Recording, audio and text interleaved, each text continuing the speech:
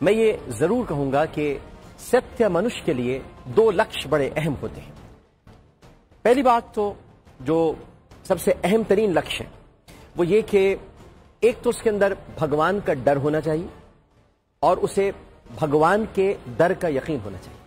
لیکن ارنب گوسوامی ایک ایسی شخصیت کا نام ہے کہ جس میں یہ دونوں لکش موجود نہیں ہیں، جو ایک ایسا اچھادھاری ناگ ہے جو شبدوں میں زہر بھر کر انسانوں کو ڈستا ہے، بلکہ انسانوں کو نہیں کہیں گے، ستیہ منشوں کو ڈستا ہے۔ پورے سنسار کو چھوڑ کر پرتھوی پر ایک پاکستان بچا ہے اس کے لیے کہ جہاں پاکستان میں کچھ بھی کوئی بھی ایسا عمل ہو جائے جو کہ بھارت نے کیا ہوگا، لیکن ارنب کو یہ بڑا مسئلہ رہتا ہے کہ یہ پاکستان نے کیا ہے، بھارت نے نہیں کیا۔ بھارت بہت کوئی معصوم سا ملک ہے جو کچھ نہیں کرتا، اور صرف یہی نہیں بلکہ اس کے جو نظریاتی جنس کے لوگ ہیں، یعنی نظریاتی جنس کے ہم جنس، دیکھیں نا بات کو پکڑیے گا نہیں، نظریاتی جنس کے جو ہم جنس ہیں وہ بھی کچھ نہ کچھ کرتے رہتے ہیں۔ جیسے کہ ابھی آج ہی مجھے یہ پتا چلا، ویسے تو بہت ساری خبریں آج کی بھی ہیں، ان کا جو ڈرون آیا تھا اس کے ساتھ جو ہماری سینا نے کیا وہ بھی ہم تھوڑی دیر میں بتاتے ہیں، لیکن انہی کا جو ایک ہم جنس ہے، بھارتی رکن پارلیمنٹ ہے، اس نے بھی ایک کیچڑ سے لدا پھندا ایک شخص، ایک انسان ہے، منش، اور اس نے ایک بل پیش کیا ہے، اور اس بل میں یعنی پرائیویٹ ممبرز ڈے پر وہ ایک قرارداد پیش کرنا چاہتا ہے، اور اس میں وہ یہ کہنا چاہتا ہے کہ پاکستان کو دہشت گرد ترین ملک قرار دیا جائے، وہ یہ کہہ رہا ہے۔ اچھا، اب یہ ہم پہلے دیکھیں گے ارنب جل ککڑے کی جلاوٹ، اس کے بعد ہم دیکھیں گے بھارتی رکن پارلیمنٹ کی گراوٹ، اور پھر اس کے بعد ہم ہماری پاکستانی سینا کے ہاتھوں بھارت کی روتے ہوئے چلاوٹ دیکھیں گے، اور پھر نیلے پیلے کی ڈرون کے گرنے کے بعد لگائی بجھائی بھی دیکھیں گے۔ لیکن پہلے ذرا دیکھتے ہیں ارنب کی بوکھلاہٹ، جلاوٹ، چلاوٹ۔ Only Arvind Kejriwal and Pakistan want India to show proof. Arvind Kejriwal must be gloating and very happy because he's all over the Pakistani press. Every Pakistani newspaper has Arvind Kejriwal's face on it. The Pakistani establishment is praising Arvind Kejriwal as the man who exposed his own country and his own government. You are sounding more like a mix of Clint Eastwood and Rajnikant. Why don't you want to come on a debate on Triple Talaq on this channel? How about doing it on your new channel? Why on this old channel? Let us start a new beginning. Some people are trying to create deliberate panic about people's money going waste. Bye bye black money is the hashtag. I don't know what they're complaining about. And across the world, people have lost their patience with Pakistani terrorism and the hypocrisy of Pakistanis who refuse to accept the reality of Pakistani terrorism. ایسے نہیں چلے گا بھیا۔ کبھی کبھی تو مجھے لگتا ہے کہ یہ لفظوں کا ہی ناشتہ کرتا ہے، جس طرح یہ چبا چبا کے لفظ بولتا ہے، اور لگتا یہی ہے کہ کھانے کو کچھ نہیں ملتا، یہ لفظ کھاتا ہے، اور وہ بھی لفظ خالی وہی جو کہ پاکستان کے خلاف اس کے منہ سے ادا ہو رہے ہوں۔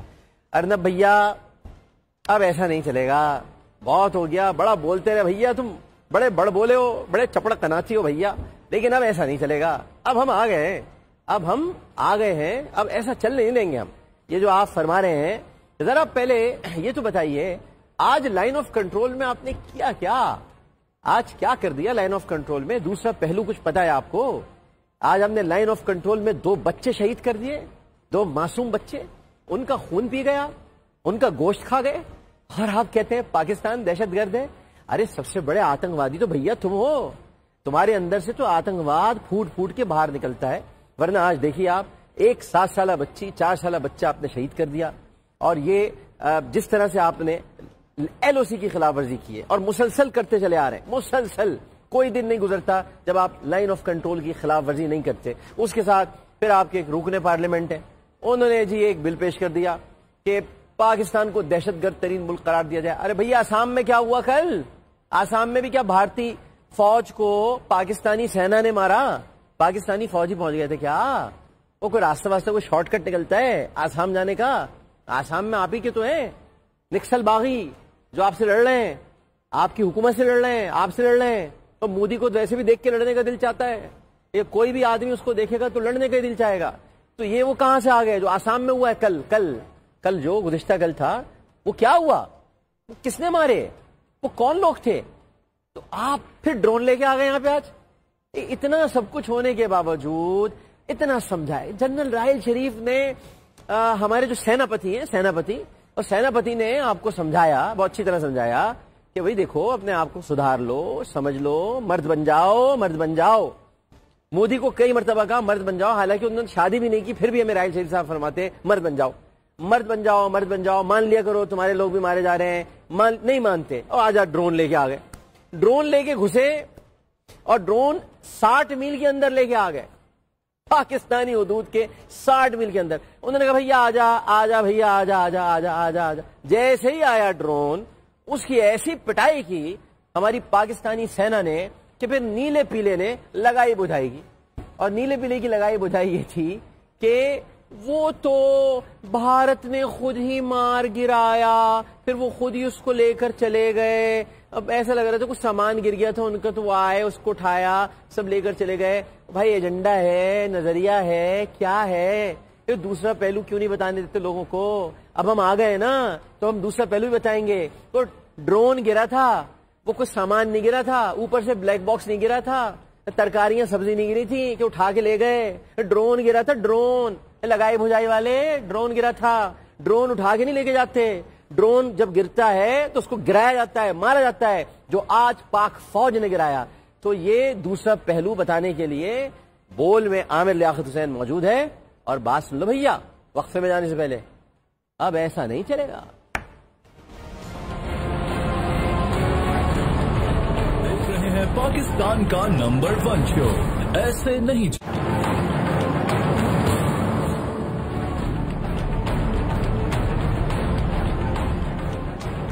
خوش آمدید. بھارت کی ایک مہیلا وزیر ہے, ان کا نام ہے سشما سوراج. معاف کیجیے گا غلطی سے سور نکل گیا تھا, سشما سوراج. تو یہ جو سشما سوراج ہیں آج کل یہ دلی کے ایک اسپتال میں زیر علاج ہے. زیر علاج اس لیے کہ ان کے گردے فیل ہو گئے ہیں, اور وہ بھی ایک نہیں دونوں ہی گئے. تو بہت ہی انتہا پسند خاتون ہیں, اور بڑی مدتوں سے, اگر شاید آپ کو یاد ہو اور وہ فوٹیج مل جاتی تو میں آپ کو ضرور دکھاتا کہ بابری مسجد جب شہید ہو رہی تھی تو ہدایات دینے والوں میں یہ سشما سوراج بھی شامل تھی. تو یہ جو سشما, میں آگے والا لفظ ہی نہیں بولوں گا, خواہ بخواہ میں برا مان جائیں گی, تو ویسے بھی جان کہہ کر جو بلایا تو برا مان گئے, آئینہ ان کو جو دکھایا تو برا مان گئے. تو جو سشما سوراج ہیں ان کی گردے دونوں فیل ہو گئے ہیں. اب مسئلہ کیا ہوا, پہلے ذرا آپ کو ہم بتا دیتے ہیں کہ مسئلہ ہے کیا, اس کے بعد پھر ہم دوسرا پہلو آپ کو بتائیں گے. ذرا مسئلہ سمجھ لیں, مسئلہ کیا ہے ذرا دکھائیے. کل تک بھارت میں مسلمانوں کو علیحدگی پسند ہونے کا تانا دے کر ان سے تحفظات کا اظہار کرنے والی اور پاکستان کو دہشت گردوں کی آماجگاہ قرار دینے والی بھارتی وزیر خارجہ سشما سوراج اب مسلمانوں کی جانب سے ان کو گردے عطیہ کرنے کی پیشکش پر یہ کہہ رہی ہیں کہ اس کا مذہب سے کوئی تعلق نہیں. اصل میں ہمارے یہاں چونکہ اچھی طرح بولنا چاہتے ہیں لوگ تو سوراج بول دیتے ہیں. اصل میں یہ سورگ جیسے ہوتے ہیں نا, سورگ کہتے ہیں جنت کو, تو یہ سور راج ہے اسی طرح سے, مطلب یہ کہ اچھا راج اس ایک ہے. تو ان کا مسئلہ یہ ہوا کہ ان کو گردوں کی ضرورت پڑ گئی. اب کیا ہوا کہ زندگی بھر مسلمانوں کے خلاف, مسلمان ایسے, مسلمانوں کو بھارت سے چلے جانا چاہیے, مسلمانوں کو بھارت سے نکال دو, راشٹریہ سیوک سنگھ جو کہہ رہی ہے وہ درست کہہ رہی ہے, بجرنگ دل والے درست ہیں, بجرنگ دل والے جو ہیں, بھارتیہ جنتا پارٹی تو ہے ہی درست کیونکہ ان کی مودی کی پارٹی ہے. لیکن جب گردے فیل ہوئے تو پھر انہیں گردوں کی ٹرانسپلانٹیشن کا خیال آیا, وہ بھی انہیں نہیں آیا, نئی دلی کے اسپتال والوں کو آیا. تو اب کسی ڈونر کی تلاش تھی. پاکستان میں تو ادیب الحسن رضوی صاحب نے قانون بنا دیا ہے کہ پاکستان میں گردہ نہیں بیچا جا سکتا. پاکستان میں گردہ گھر والے ہی دے سکتے ہیں اپنے گھر والے کو, لیکن بھارت میں ہر چیز بیچی جاتی ہے. ایمان وہاں بکتا ہے, عقل و شعور وہاں بکتا ہے, ستیہ اہنسا سب بکواس, تم بھی قاتل ہم بھی چور. بلکہ یہاں کہنا چاہیے کہ مورتی کتنی عقیدت سے بنائی رام کی, پھر سجایا سیتا کالی مائی سے دکان کو, اور کیا تقدس عظمت انسانیت کا وہ کرے 4 آنے میں جو اپنے بیچ دیں بھگوان کو. تو یہ تو ہر چیز بیچتے ہیں وہاں پہ اور خریدتے ہیں, تو وہاں گردے بیچنے کا بھی چکر ہے. تو وہاں ایک مسلم نے کہا کہ میں آپ کو گردہ دے دوں گا. وہ بڑی خوش ہو گئی بھائی سشما, وہ کہتی ہیں میں تو یہ گردہ لوں گی, تو گویا اس گردے پہ ان کا حق ہے. اور تم نے ہماری تلی کھا لی, گردہ کھا لیا, کلیجہ کھا لیا, دل کھا لیا, پورا جسم کھا لیا. گجرات میں ایک ایک مسلمان کو ذبح کر کے کھا لیا. شاکاہاری بن گئی تم, یعنی پہلے تو برہمن تھی اب شاکاہاری بن گئی, اب وہ گردہ بھی کھا جاؤ گی. اور گردے پہ اتنی خوش ہیں وہ, ان کی خوشی آپ کو کیا بتاؤں. وہ کہتی ہیں کہ گردے کا مذہب سے کوئی تعلق نہیں ہوتا, وہ اس مسلمان کا بھی ہو تو نکال لو گردہ, تو اس کا مذہب سے کوئی تعلق نہیں ہے. وہ مجھے مرزا غالب یاد آ گئے پھر سے دوبارہ. تو پھر آپ کہیں گے غالب پھر یاد آ گئے. غالب یاد آ گئے مجھے. وہ غالب یوں یاد آئے کہ غالب گزر رہے تھے محلے میں سے, تو ان کے ایک دوست تھے, اس کا نام تھا نیتن داس. تو انہوں نے ان کو دیوالی پہ بلایا ہے. تو دیوالی پہ بہت ساری مٹھائیاں تھیں. تو جب مٹھائی کھانے لگے تو کسی مولوی صاحب نے کہا مٹھائی کیوں کھاتے ہو بھائی, تو ہندو کی مٹھائی ہے.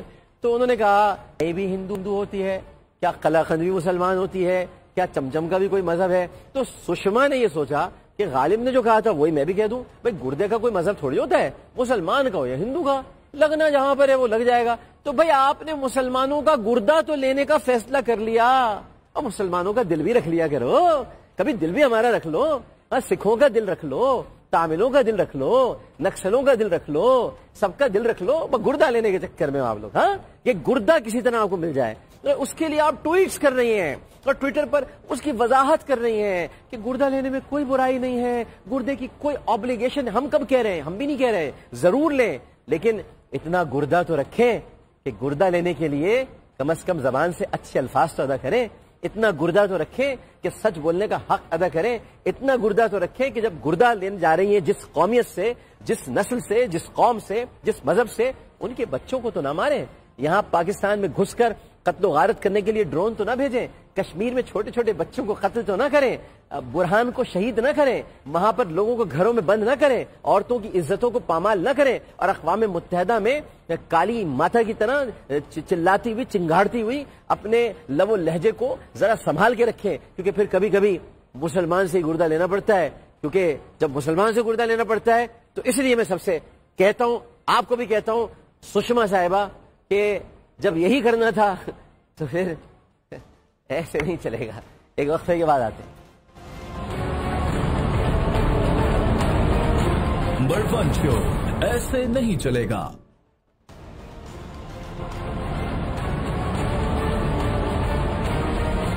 خوش آمدید.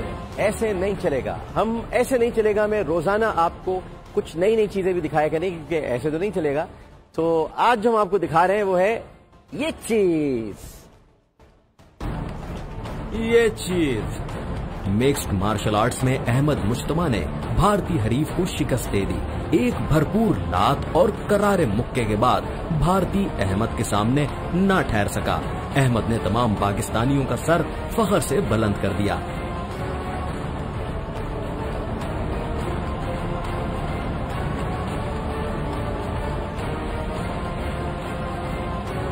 ریسلنگ رنگ ہو یا جنگ کا میدان, پاکستانی بھارت کو ہر میدان میں دھول چٹانا جانتے ہیں.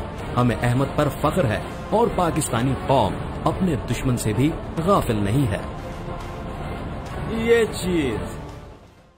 چیز لیکن ہمیں احمد پر فخر ہے. مگر جو ساتھ ساتھ اخبار چل رہا تھا نا, ایک ٹریبیون, انہیں فخر نہیں ہے. انہوں نے یہ خبر لا کے پھر اپنا ایک نظریہ یا ایجنڈا اس پر ڈال دیا کہ پاک بھارت مسئلوں پر زیادہ توجہ ہے, اس پر نہیں. اچھا تو کیا ہم اپنے دشمن سے غافل ہو جائیں؟ دشمن سے غافل ہو جائیں کیا؟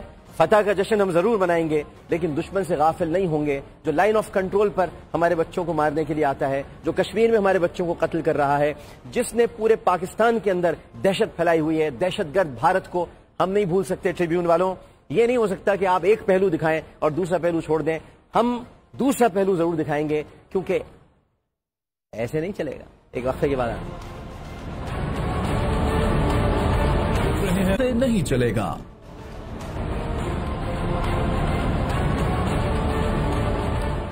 خوش آمدید. من چاہے روگ بھی سردیوں کی دھوپ کی طرح ہوتے ہیں, ان کی تپش سے نکلنے کو جی ہی نہیں چاہتا. اور ایسے من چاہے روگ ہم نے خود لگا رکھے تھے جب تک کہ سب کچھ چل رہا تھا, لیکن اب ایسے نہیں چلے گا. تو یہ من چاہے روگ بھی ہمیں ختم کرنے ہوں گے. ایک ایسا ہی روگ جو ہم نے لگا رکھا ہے اور روز ہی کا لگا رکھا ہے, گوگل بابا کا روگ ہے.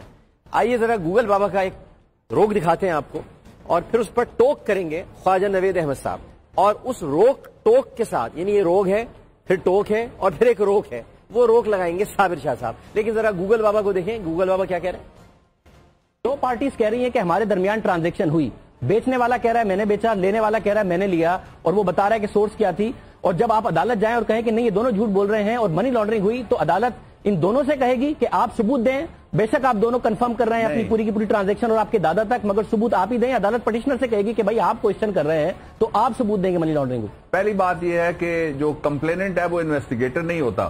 اس کو پہلے یہ نہیں کہا جا سکتا جا چور کا کھرا ڈھونڈ، پھر چور گرفتار کر، پھر اس سے پولیس مقابلہ کر، اگر تو بچ گیا تو اس کے بعد اس کو کڑی لگا، واپس لا کے تھانے میں پیش کر، اس کے بعد اس کی پروسیکیوشن ہوگی. یہ جو ذمہ دار ادارے ہیں 5 ہیں پاکستان میں، ان میں سے 3 نے لکھ کے سپریم کورٹ کو دے دیا کہ ہم نے ابھی تک کچھ نہیں کیا، اور سپریم کورٹ کی آبزرویشن یہ تھی کہ آپ کچھ کرنے کا ارادہ نہیں رکھتے. اب آپ کے سوال کے دوسری مگر اس میں کمپلیننٹ بار بار کہہ رہا ہے کہ میرے پاس ثبوت ہیں عدالت میں دینے کے لیے، اور اب کمپلیننٹ کا وہ وکیل جو چھوڑ گیا وہ کہہ رہا ہے کہ اتنے ہی ثبوت تھے جتنے میں نے دیے ہیں. اس کیس میں کمپلیننٹ بار بار کہہ رہا تھا سارے ثبوت میرے پاس عدالت کو دوں گا. میں عدالت کی اندر کی ابھی بات جان کے میں اس کا پوری اس کی بات نہیں کر رہا. اندر کی بات اندر آپ دیکھ لیں گے جب اگلی ڈیٹ آئے گی. جو مال مسروقہ جس کو ایک فریق کہہ رہا ہے وہ کہتا ہے میری جائز کمائی ہے، تو اس نے ثابت کرنا ہے نا جو کہہ رہا ہے میری جائز کمائی ہے. مال مسروقہ والا اگر یہ کہتا ہے کہ میں نے ڈکیتی نہیں کی، مجھے شہزادہ معظم نے دیے تھے، تو اس نے ثابت کرنا ہے کب دیے تھے، کس طرح دیے تھے. اور بین الاقوامی قوانین کے مطابق اس کو کانفلکٹ آف لا کا ایریا کہتے ہیں. کافی سارا میں نے بی بی کے مقدمات کے دوران اس کو اسٹڈی کیا، ابھی بھی پڑھتا رہتا ہوں. تو اس میں ان کو ہی ثابت کرنا ہے، کوئی دوسرا طریقہ اس میں نہیں آ سکتا. ہبہ کا قانون ہے، اگر آپ کو کوئی پراپرٹی کوئی گفٹ کرتا ہے تو زبانی ہبہ بھی قابل قبول ہے، اور اس کی 3 شرائط ہیں. ایک تو یہ ڈونر موجود ہو، ڈونی موجود ہو، یا دونوں موجود نہیں ہے. اس کو چیلنج ہی کرنا پڑے گا. اس نے کب کہا ہے وہ تو دونوں موجود ہیں، چیلنج ہی کرنا پڑے گا نا کہ ان کے ابا کے اور ان کے دادا کے جو تعلقات تھے وہ ویسے نہیں ہیں جیسے خط میں بیان کیے گئے، اور 12 ملین درہم جو تھے وہ ویسے نہیں ہیں. اس کو ثابت کیسے کیا جائے گا؟ مکمل کروں. اگر یہ کہتے میں نے پیسے دیے تھے تو پھر یہ بتا دے کیا ان کا ٹریل ہے. یہ تو کہتے ہیں کہ میری ریکلیکشن میں، میرے جو حسن خیال میں یہ بات آتی ہے، اردو میں کہہ سکتا ہوں کہ میرے ان کے شہزادہ معظم کے حسن خیال کے مطابق ان کے والد صاحب کے ان کے والد صاحب کے ساتھ بڑے تعلقات تھے، جن کے والد صاحب کو ان کے والد صاحب نے کچھ پیسے. شاہ زیب خانزادہ ایسے نہیں چلے گا، ایسے نہیں چلے گا یار، ایسے نہیں چلے گا بھائی. تو شہزادہ معظم کے بارے میں تو صابر شاہ صاحب سے جانیں گے، لیکن خواجہ نوید احمد صاحب یہاں پر موجود ہیں جو کہ جسٹس بھی رہ چکے ہیں، اب وکیل ہیں اور بہت ہی معروف نام ہے. اگر یہ جج ہوتے اور گوگل بابا اگر وکیل ہوتے تو کیا یہ جج رہتے یا حج پہ چلے جاتے؟ جی دیکھیں بات یہ ہے کہ اب انہوں نے اپنی طرف سے بڑی کوشش کی جی جو بھی اپنے آقاؤں کو ڈیفینڈ کرنے کی، لیکن نہیں ہو سکا. بابر اعوان بڑا شاطر وکیل ہے اور بڑا پرانا وکیل ہے اور میرا بڑا دوست ہے، اور وہ فوجداری وکیل ہے اور ٹرائل کا اوریجنل ٹرائل کا وکیل ہے.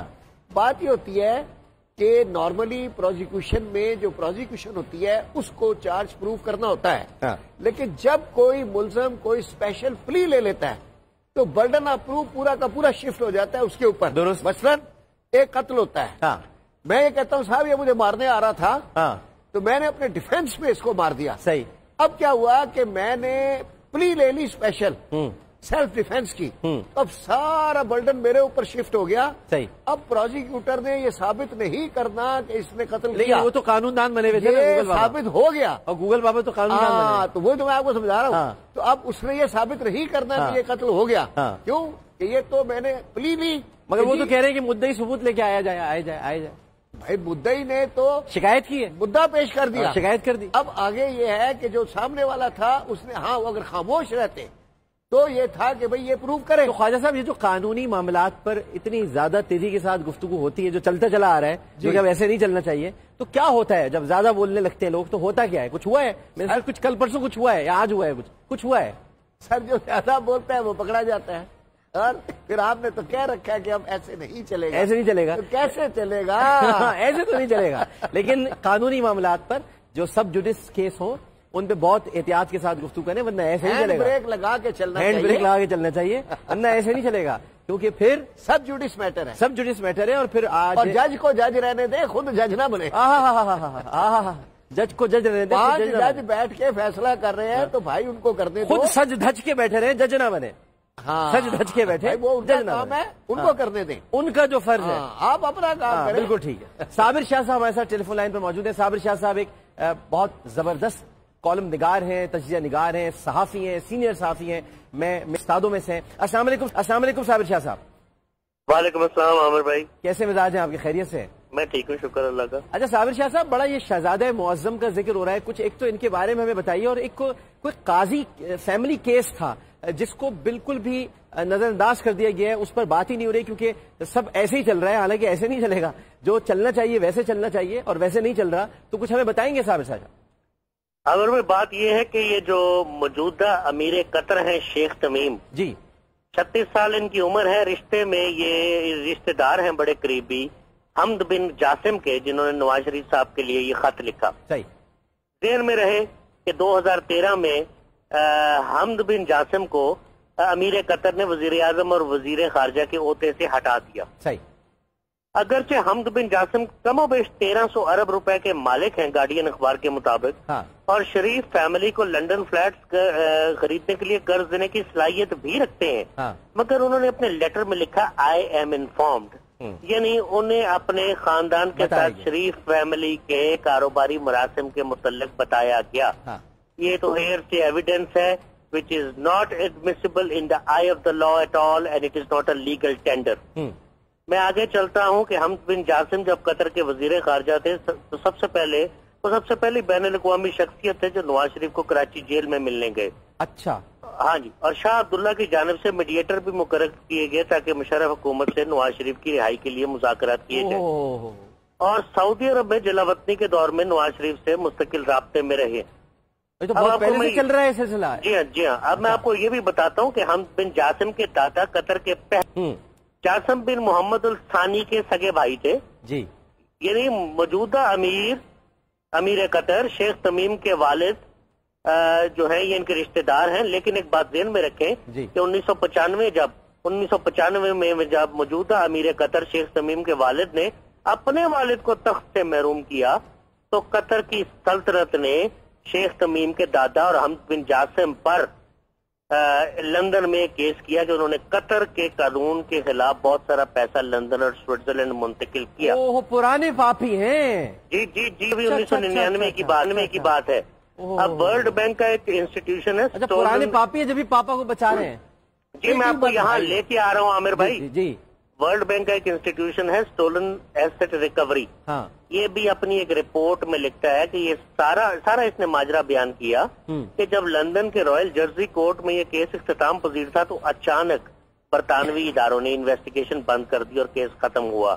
یہ ذہن میں رہے کہ رشتہ داری کی بدولت اور مزید گند پھیلنے کو روکنے سے امیر قطر نے تو لیٹر دے دیا ہوگا، لیکن گارڈین اخبار لکھتا ہے ہی از دا مین ہو اونز ہاف آف لنڈن، اور انڈیپینڈنٹ لکھتا ہے ہی از دا مین ہو اونز لنڈن۔ اب یہ صرف پیناما لیکس میں نہیں ہے، فوربس میگزین کے مطابق میری ایک بات سن لیجئے، ایک ٹارچر کیس ہے جس میں انہوں نے ڈپلومیٹک امیونٹی انووک کی اس سال جنوری میں۔ ایک آفیشل اسپوکس مین تھے فواد قطر کے۔ اچھا، وہاں بھی فواد ہے؟ ہاں جی، ان سے وہاں بھی فواد ہے؟ جی جی، ایک زمین مانگی دوحہ میں، وہاں بھی انہوں نے دینے سے انکار کیا۔ ایسے تو نہیں چلے گا جی، انہوں نے دینے سے انکار کیا، انہوں نے ان کو ٹارچر کیا اور 18 مہینے سالیٹری کنفائنمنٹ میں رکھا، قید تنہائی میں۔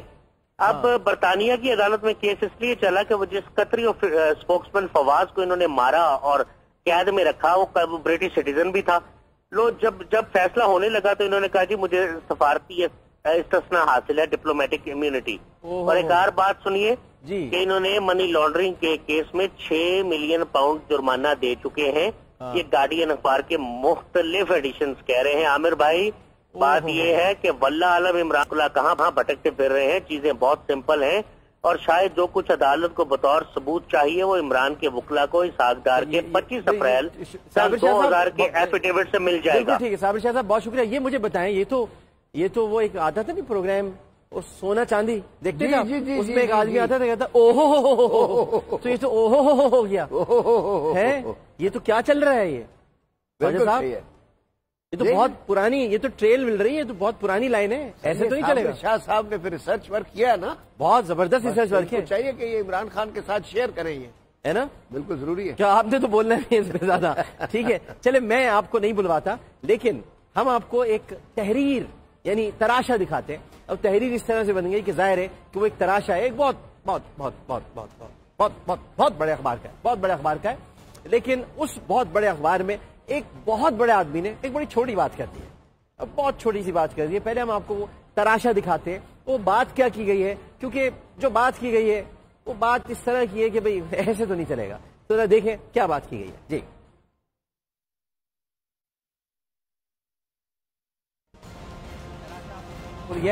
اور اس تراشے میں خاص طور پر جو نشاندہی کی جا رہی ہے وہ فضل الرحمان صاحب کے ایک جملے پر کی جا رہی ہے. وہ جملہ بڑا ہی اہم جملہ ہے، او ہو بڑا اہم جملہ ہے. اس کے بعد اسٹیٹسٹکس آپ کے سامنے آئیں گے، اعداد و شمار. جملہ یہ ہے کہ دیگر ممالک میں بھی، تو میں اس کی مفہوم بیان کر دیتا ہوں آپ کے سامنے، کہ دیگر ممالک میں بھی تو یہ پیناما کیس آیا ہے، اور پینامکس کے اندر جب دیگر ممالک کے سربراہان بھی شامل رہے ہیں، ملوث رہے ہیں، تو ان کے ساتھ تو ایسا نہیں ہوا جو یہاں پر ہو رہا ہے. یعنی اس کا مطلب یہ ہے کہ مولانا صاحب یہ بتانا چاہ رہے ہیں کہ اگر سب چور ہیں تو بھئی چوروں کو چھوڑ دو، مٹی پاؤ، آگے نکلو، بات ہی نہ کرو، رہنے دو. کیا کریں؟ سب کہہ سکتے ہیں مولانا صاحب، اس لیے کہہ سکتے ہیں کیونکہ مولانا صاحب نے ایک زمانے میں کہا تھا کہ امریکہ اگر کتا بھی مارے گا تو میں اسے شہید کہوں گا. تو انہوں نے تو کتے کو بھی شہید بنا چکے ہیں ایک زمانے میں. وہ سب کچھ کہہ سکتے ہیں، سب کچھ. جب ظاہر ہے کہ انسان کو اس کے ساتھ ایک پورا ایک گھر لگا ہوا ہے، کام ہے، دھندا ہے، کاروبار ہے، ڈیزل ہے، بہت ساری چیزیں ہیں، تو بہت کچھ کرنا پڑتا ہے. تو یہ مولانا صاحب نے جو یہ کہا ہے، اعداد و شمار کچھ اور بتاتے ہیں. اعداد و شمار کیا بتاتے ہیں وہ ہم اس طرف بھی آتے ہیں. یہ خواجہ صاحب بھی تو کہہ رہے ہیں کہ دیکھیے بات یہ ہے، یہ مولانا صاحب کے شاید علم میں نہیں ہے کہ آئس لینڈ کے پرائم منسٹر جو ہیں وہ اسٹیپ ڈاؤن ہوئے، ان کو ہٹایا گیا، اور برطانیہ کے وزیر اعظم نے خود سے والنٹریلی استعفیٰ دیا. حالانکہ اس بیچارے کی کمپنی بھی نہیں تھی، اس کے والد کی کمپنی تھی، اور اس نے پورا اس کا حساب دے دیا، اور 20,000 پاؤنڈ کا شاید ٹوٹل مسئلہ تھا. آپ کی انہی خطوط کی روشنی میں ذرا پیکج دکھاتے ہیں، یہی بات ہے اس کے اندر ہے. پیکج دکھائیے ذرا فضل الرحمان صاحب کا. فضل الرحمان کے مطابق پاناما ایک سوچی سمجھی سازش ہے. دنیا میں پاکستان کے علاوہ کہیں بھی اس ایشو پر سیاستدانوں اور حکمرانوں کو نشانہ نہیں بنایا گیا. شاید وہ یہ بھول گئے کہ آئس لینڈ کے وزیر اعظم اسی پاناما کی وجہ سے اپنی کرسی گنوا چکے ہیں. پکڑا گیا، اب پکڑا گیا. تو یہ جو ہے نا کہ یہ سمجھتے ہیں کے وزیر اعظم بھی جا چکے ہیں. مگر آپ دیکھیں نا خواجہ صاحب، یہ سمجھتے ہیں کہ قوم جو ہے وہ ایسی بےخوب بنتی رہے گی. بنتی کچھ نہیں ہے قوم. نہیں سر، اب سب بنانے کی بڑی کوشش کی ہے. اب ہر بندہ کہتا ہے ایسے نہیں چلے گا، ایسے نہیں چلے گا. یہ تو اب ہر بندہ. آپ کو پتہ ہے 2 گھنٹے پہلے اعتدال صاحب کو بھی بنانے کی کوشش کی گئی، وہ بھی نہیں بنے. نہیں، وہ کیسے بنیں گے سر؟ 2 گھنٹے پہلے کیسے؟ ماہر قانون دان ہے. نہیں، 2 گھنٹے پہلے کیسے بنے گا کوئی؟ یا تو آپ پہلے سے بتاتے. 2 گھنٹے پہلے نہیں بنے وہ. انہوں نے کہا مجھے پہلے بتا دیتے تو بن جاتا، لیکن 2 گھنٹے پہلے تو نہیں بنوں گا. ایسے نہیں چلے گا، ایسے نہیں چل سکتا. تو فضل الرحمان صاحب، آپ کو سوچنا چاہیے اور سوچ سمجھ کے کہنا چاہیے. اور آپ جہاں بات کر رہے ہیں، جن سے گفتگو کر رہے ہیں، جس اخبار سے آپ گفتگو کر رہے ہیں، ان کا تو کام ہی یہی ہے. وہ تو اس اینگل کو لے کر آئیں گے. ان کا تو ایجنڈا، ان کا نظریہ یہی ہے کہ وہ یہ کہتے رہے کہ سب ایسے ہی چلتا رہے. لیکن اب ہم آ گئے، جب ہم آ گئے ہیں تو پھر ایسے تو نہیں چلے گا. تو اب ہم آپ کو تھوڑا سا خواجہ صاحب اس پر ایک کامنٹ میں آپ کا اور چاہوں گا کہ یہ کہہ دینا، چلیے اس بات کو چھوڑ دیجئے، یہ تو اب آپ نے بھی مثالیں دے دی، ہمارے پاس بھی اسٹیٹسٹکس موجود ہیں، لیکن ویسے بھی اخلاقی طور پر کیا یہ مناسب ہے کسی مولانا کے لیے جو شریعت کا علم بھی رکھتا ہو، جس کے پاس سیدنا فاروق اعظم رضی اللہ تعالیٰ عنہ کی مثالیں ہوں عدل اور انصاف کی، جس کے سامنے سیدنا علی المرتضیٰ کرم اللہ وجہہ الکریم کے عدل کی مثالیں ہوں، وہ شخص جو عالم ہو، جو عالم ہونے کا دعویٰ کرتے ہو، وہ یہ کہ چھوڑ دو کہنے. بس یہ جو بات ہے آپ نے خود ہی ساری بات کر دی کہ جو علم والے لوگ ہوتے ہیں اور پھر جو اللہ والے لوگ ہوتے ہیں تو ان کو سچ بولنا چاہیے ہر حالت میں. اول تو ہر آدمی کو سچ بولنا چاہیے، لیکن اگر وہ اس طرح کے الفاظ یا اس طرح کے بیان دے کے کسی ملزم کی پردہ پوشی کر رہے ہیں تو پھر پتہ نہیں، یا تو وہ انہوں نے وہی آیت ہے وہ جو کہتے ہیں اللہ 70 پوش ہے، وہ ان کا پردہ رکھ اگر رہے یہ ہیں۔ 1400 برس پہلے ہوتے، 1438 برس پہلے ہوتے، ہجری سال میں اگر چلتے ہیں، تو جب وہ ایک قبیلے کی عورت تھی فاطمہ جی، اس کا جب کیس آیا تھا تو آپ نے اپنی صاحبزادی کا ذکر سرکار دو عالم صلی اللہ علیہ وآلہ وسلم نے کیا، حالانکہ بی بی فاطمہ تو زہرا پہ میری جان قربان، وہ تو ہم سوچ بھی نہیں سکتے، لیکن آپ نے چونکہ فرمایا کہ میری بیٹی فاطمہ بھی ہوتی اگر یہ کرتی تو میں اس کے تو اگر یہ ہوتے 1438 ہجری پہلے کیا جو تھا قد طویل تھا، تو انہوں نے جب وہ چادر بنایا کرتا تو انہوں نے پوچھا کہ ایک چادر میں تو آپ کا کرتا بن نہیں سکتا، تو آپ نے کیسے بنایا؟ انہوں نے بتایا کہ ایک چادر میرے بیٹے کی چادر تھی، جی، اس کو ملا کے میں نے بنایا ہے 2 چادروں سے کرتا، یعنی ایک چادر کا حساب خلیفۃ الوقت سے لوگ مانگ رہے ہیں کہ آپ بتائیے، اور یہ مولانا ہو کر یہ دین جانتے ہیں، ہم تو ان کے سامنے طالب علم ہیں، یہ بہت بڑے عالم ہیں، بہت بڑے عالم، مولانا مفتی محمود کے صاحبزادے ہیں بھائی، وہ تو جنہوں نے کانسٹیٹیوشن بنایا ہے 1973 کے کانسٹیٹیوشن میں مولانا مفتی محمود علیہ الرحمہ کا بہت بڑا کردار ہے۔ مولانا کوثر نیازی نے اسمبلی میں جملہ کہا تھا کہ اللہ نے آپ کو بیٹا دیا، ہمارے ساتھ تعاون کرے، ہو رہا تھا، مفتی محمود صاحب کا صاحبزادہ پیدا ہوا تھا، لیکن اگر آج بھی مفتی محمود صاحب زندہ ہوتے تو فضل الرحمان صاحب کو دیکھ کے پتہ ہے کیا کہتے؟ ایسے نہیں چلے گا، ایسے نہیں چلے گا بیٹا، کیونکہ میں نے بڑی مشکل سے کانسٹیٹیوشن بنایا ہے، میں مولانا نورانی، شاہ احمد نورانی، مفتی محمود صاحب، مولانا کوثر نیازی، پروفیسر عبدالغفور احمد صاحب، تاریخ کے بڑے بڑے نام ہیں، ہم نے مل کر قانون بنایا ہے، آئین بنایا ہے کہ کرپٹ لوگوں کو پکڑیں گے، تم کہہ رہو چھوڑ دو، بیٹا ایسے نہیں چلے گا، ایسے نہیں چلنے والا ہے۔ اچھا میں آپ کو ایک اور چیز بتا دوں، ایک اور چیز بھی نہیں چلے گی، کامنٹ لیں گے خواجہ صاحب سے۔ بھائی دیکھیے ابھی کچھ عمارتیں میں آپ کو دکھانا چاہتا ہوں، وہ ذرا عمارتیں آپ توجہ سے دیکھیے گا، غور سے دیکھیے گا، اور وہ عمارتیں دیکھنا آپ کے لیے بہت ضروری ہے۔ ایک عمارت تو وہ ہے، پہلے تو میں آپ کو ایک تصویر دکھاتا ہوں، بلکہ تصاویر پہلے دیکھ لیں آپ، پھر عمارتیں آپ کو دکھاتے ہیں۔ تصاویر ہم آپ کو دکھا سکتے ہیں، ہمارے وزیر اعظم صاحب جناب محمد نواز شریف صاحب، اللہ تعالیٰ ان کا سایہ ان کے اہل خانہ پر تادیر سلامت رکھے، وہ ان کے سائے میں ان کے بچے پروان چڑھے، لیکن نواز شریف صاحب جو ہیں وہ بھی بیمار ہیں، وہ بھی بائی پاس کے عمل سے گزرے، تو وہ بیمار شریف ہوئے۔ اس کے بعد پھر جو وہ گورنر لے کر آئے وہ سعید شریف صاحب، اس وقت ساؤتھ سٹی ہاسپٹل میں، تو ساؤتھ سٹی ہاسپٹل کی عمارت کو اگر ہم دیکھیں تو وہ بھی سعید شریف صاحب کے رہنے کی جگہ ہے۔ اس کے بعد اب ایوان صدر میں ممنون صاحب بھی بیمار ہو گئے، تو ممنون صاحب ہاں جی ان کو اور لے کے بھی کہاں گئے پتہ آپ کو؟ دیکھیے کام کیے بغیر بھی ایک خاص جگہ لے کے، بھائی وہیں علاج ہو سکتا ہے۔ اچھا ہاں، عسکری ادارہ امراض قلب، اچھا وہ ہم وہاں لے کے گئے نا، دیکھیں جانا بھی وہیں پڑتا ہے، علاج کے لیے بھی وہیں جانا پڑتا ہے، پھر بھی ان کو نہیں مانتے، جانا وہیں پڑتا ہے، تو اب وہ بھی بیمار ہو گئے تھے۔ یہ ممنون دل شریف تو آخر دل ہے نا، دل تو آخر دل کا اعتبار کیا کیجیے، تو وہ ممنون شریف ہو گئے۔ اب سنا ہے کہ نئے متوقع گورنر جو آ رہے ہیں وہ بھی کچھ اتنی ہی عمر کے ہیں اور بیمار ہیں، غوث علی شاہ صاحب، وہ بھی شاید غوث شریف ہو جائیں گے۔ تو میرا جو سب سے بڑا کنسرن ہے کہ ایسے کب تک چلے گا؟ ایسے تو نہیں چلے گا، کیونکہ اگر آپ بیمار ہیں وزیر اعظم تو آپ کو بھی ظاہر ہے کہ اتنے بیمار باپ ہو چکے ہیں کہ آپ، جیسے کہ ہم نے کل کہا کہ آپ قومی سیرت کانفرنس میں شرکت کرنے کے لیے نہیں جا رہے۔ ممنون صاحب تو اتنے زیادہ بیمار ہیں کہ وہ جب کہیں کھڑے ہو جاتے ہیں تو پھر اٹھتے نہیں ہیں، چلتے نہیں ہیں، سکتے میں آ جاتے ہیں۔